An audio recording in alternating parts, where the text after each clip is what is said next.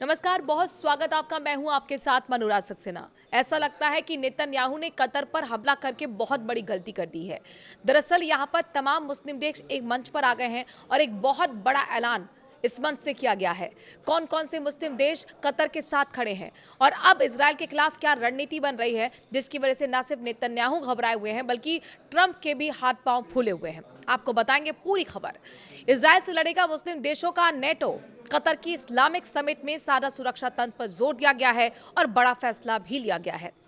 दरअसल कतर में सोमवार को अरब और इस्लामी देशों के नेताओं का शिखर सम्मेलन आयोजित किया गया है। बीते हफ्ते हुए इजरायल के हमले के बाद कतर ने ये इमरजेंसी समिट बुलाई थी। समिट में दोहा में हमास नेताओं पर हुए इजरायल के हमले का एकजुटता से जवाब देने की कोशिश की गई। इस दौरान मुस्लिम देशों ने इजरायल के कतर पर हमले की कड़ी आलोचना की और साथ ही अरब देशों को एक संयुक्त सेना बनाने या फिर साझा सुरक्षा तंत्र बनाने पर चर्चा की गई है। बैठक में मुस्लिम देशों का नेटो जैसे संगठन होने पर जोर दिया गया ताकि भविष्य में इजरायल की आक्रामकता को रोका जा सके। खाड़ी सहयोगी परिषद, जिसे कहते हैं जीसीसी, की ओर से एक संयुक्त रक्षा तंत्र सक्रिय करने पर जोर दिया गया है।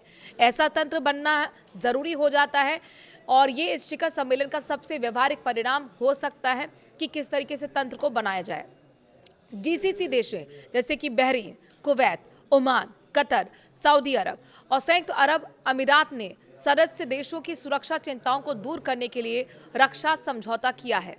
सुरक्षा मजबूत करने पर जोर दिया गया है। कतर के अमीर शेख तमीम ने समिट में कहा है कि हमारी राजधानी में हमास नेताओं और उनके वार्ता प्रतिनिधि मंडल के परिवारों को निशाना बनाकर हमला किया गया है। ये दिखाता है कि इजरायल सरकार अहंकार में है और किसी भी अंतर्राष्ट्रीय नियम को नहीं मान रही है। इजरायल जो कह रहा है वो खतरनाक है। उसे रोकने के लिए हमें ठोस कदम उठाने की जरूरत है। कतर के विदेश मंत्रालय के प्रवक्ता माजिद मोहम्मद अल अंसारी ने बताया कि जीसीसी में बचाव क्षमता विकसित करने के लिए समूह के सैन्य निकायों के बीच विचार विमर्श चल रहा है। इस गुट की एकीकृत सैन्य कमान की एक बैठक जल्द ही दोहा में होने वाली है। ये नया तंत्र नाटो की तर्ज पर ही काम कर सकता है। इसमें एक सदस्य देश पर हमला सभी पर हमला माना जाएगा। नाटो पर चर्चा के लिए एक बैठक भी होने वाली है। अंसारी ने अल जजीरा को बताया है कि संयुक्त बयान में स्पष्ट रूप से दोहा में उच्च कमान की एक बैठक बुलाने का आह्वान किया गया है। जीसीसी देशों की सुरक्षा और संयुक्त सुरक्षा सुनिश्चित करने के लिए आगे के कदमों पर चर्चा के लिए बैठक होगी। अंसारी ने कहा कि एक साझा और मजबूत सुरक्षा तंत्र खड़ा करने को लेकर जीसीसी एक मत है।